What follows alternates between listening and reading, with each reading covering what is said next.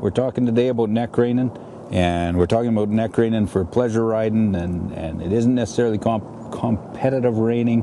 We're just showing a little bit of neck reining training, getting them started from a snaffle bit and switching them over into a transition bit and starting on the neck reining. I'd like you to meet Obi.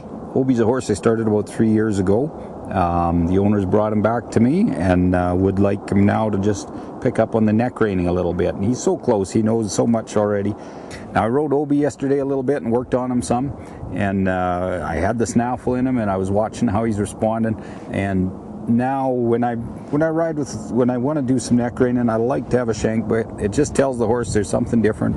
It also changes the position of your curb strap a little bit, and it just gives him a different, he knows something different is coming. Neck reining can be a lot of fun as long as it keeps the horse relaxed. So we'll just go through a few pointers and hope you pick some up along the way.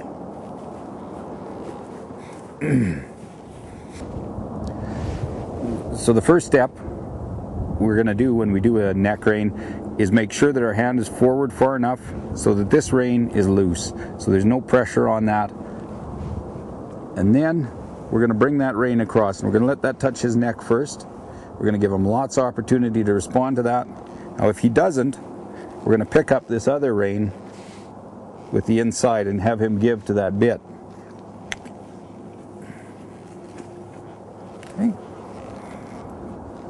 Now we've also got a backup plan. We lay the neck rein down, we bring this rein over, and the third thing we're going to do is apply a little leg pressure with the outside leg right up around the cinch.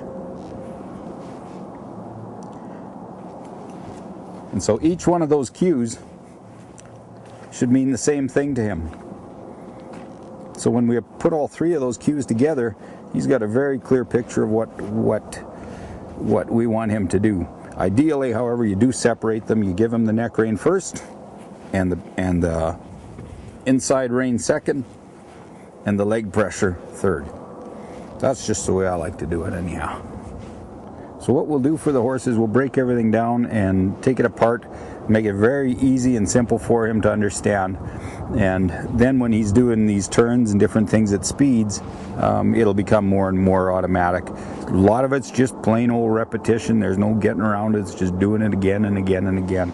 I've just got a little shank bit on him, and you can see how the action on that works. On the outside, as I bring the rein across, there shouldn't be any pressure on there. But when I put pressure here and I lead him across this way, then you can see how that curb chain just starts to tighten up a little bit. You can use a leather strap in there. We're not putting a lot of pressure on it, so in this instance it's not a big deal what we're using underneath there. Another thing that's very important is that the reins are kept completely even. As soon as you get out of, or they're a little uneven, you're going to put that horse's head out of balance. You can see he's uncomfortable with that. You want to be able to apply pressure on both sides at once. You also want to be able to individually apply pressure so that it's always the same every time you go to ride them. And Obi here into the bush, a little bit into the brush. There we go. Now this is good. I'm just going to wait until the last second, and then I'm going to... Hey buddy. All right, as we go through the trees, I'm going to wait and see which way he wants to go, and then I'm going to either work with that or work against it, depending. And I'm just going to make it a real learning experience for him, especially with the neck reining. And when you're going down a path, it's a great place to teach a horse neck reining, because you always just change up on him.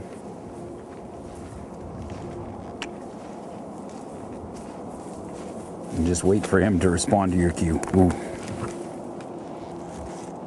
There we go. Okay. And let's lay a little neck rein on him. You can see he's watching. He's starting to pay attention to that neck rein. Okay. Remember, I've got this hand here to follow up if he's not responding. And I can also use the back here too. So this hand does the guiding, it does the backup work, whereas this hand does the initial guiding.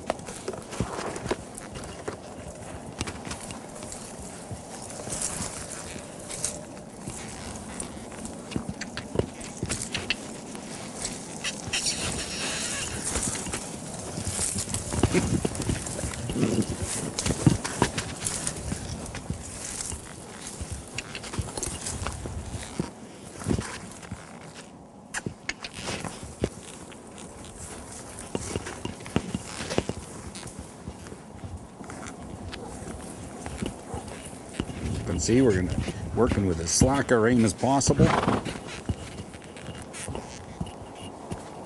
And that'll keep him from getting into a braced position. And by braced, I mean that his face is high in the air.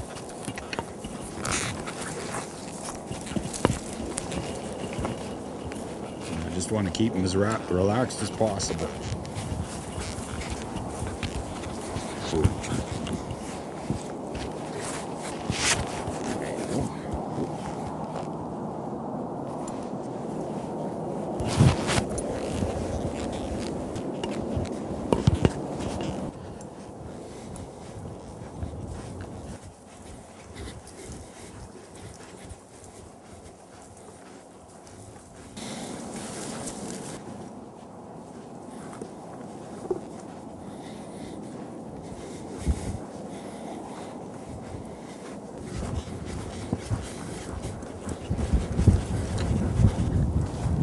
Easy.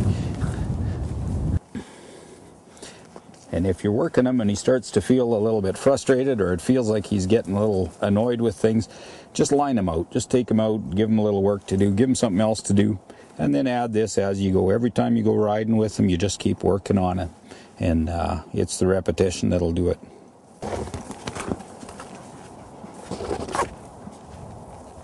Three basic rules. Keep your reins slack. Lots of slack on the reins. Very, very slow and very light pressure in a step-by-step manner. Lay the rein down. Bring the backup pressure in. And use your legs as a third cue.